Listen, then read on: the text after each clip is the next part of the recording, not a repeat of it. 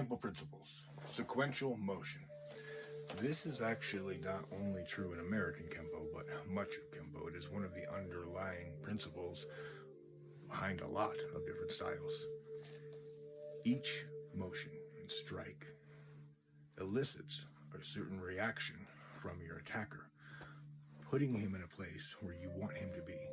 This reaction aids into the next maneuver, stance change, strike, and any of the rest of the technique to strategically put him exactly where you would want him. This is one of those things that we do have to heavily incorporate grafting. However, it does work very, very well in the 1 to 2 to 3 strike range with creating these reactions. So for sequential motion, we're going to take a couple of techniques. The first one we've gone over here before, and while my self-defense studio, we call it delayed wing, as we do a modified version from a seminar in the 90s. Original Ed Parker Kenpo was delayed sword. Delayed sword, a right side attack comes here, shoving us, although this is sometimes taught as a right punch. We step back, we block. Our left hand goes high to cover and keep our guard up. We immediately lift our right knee, kick to the groin, and we land with that chop to the carotid artery. With this, and breaking down what we're actually doing, when we've struck the arm starts to move down. When we kick to the groin, the body naturally comes forward, literally bringing the neck to our right-handed chop and creating this sequence of motion to be able to aid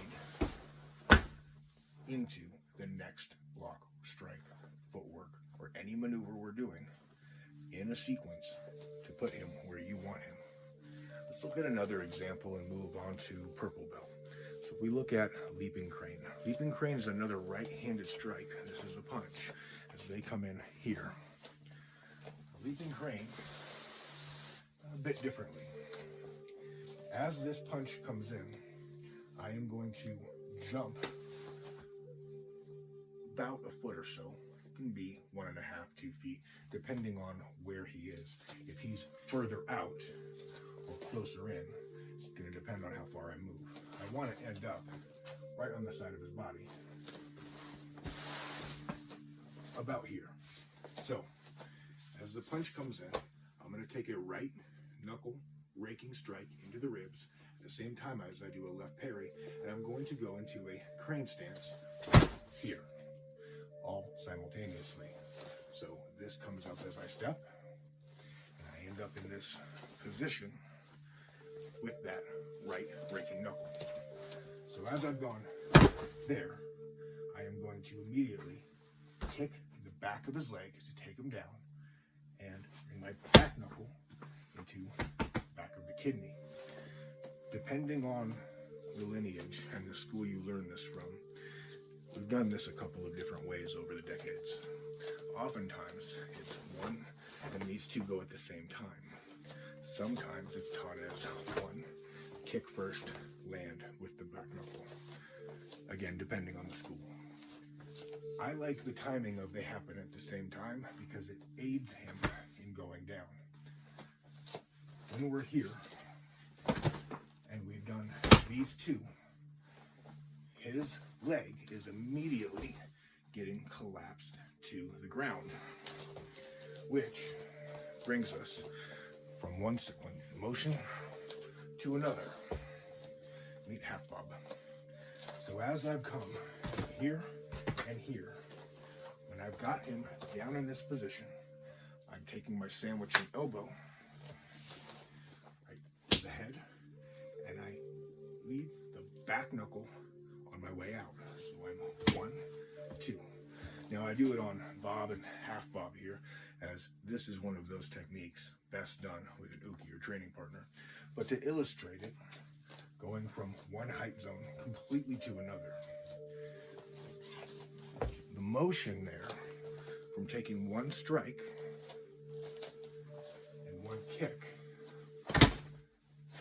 back round takes him where he's swings slightly this way and drops. Oftentimes during this technique, it's asked, if he's punching here, how am I getting to the back of his knee? That's where part of the step comes in. And I'm coming up 10 o'clock, 10:30, and literally leaping out the way of the punch, but also towards the punch. I'm not stepping away, so I'm there. As soon as I've gotten to that point, and I have hit, his body goes downward. As soon as I've gotten here, and I do these two, this strikes out, and that kick takes him down. On his way down, we catch that elbow and take the back knuckle on the way out. With these principles, they are found in the majority of all techniques in one way or another. If you're not seeing it in a Kenpo technique or training, it's likely a base technique.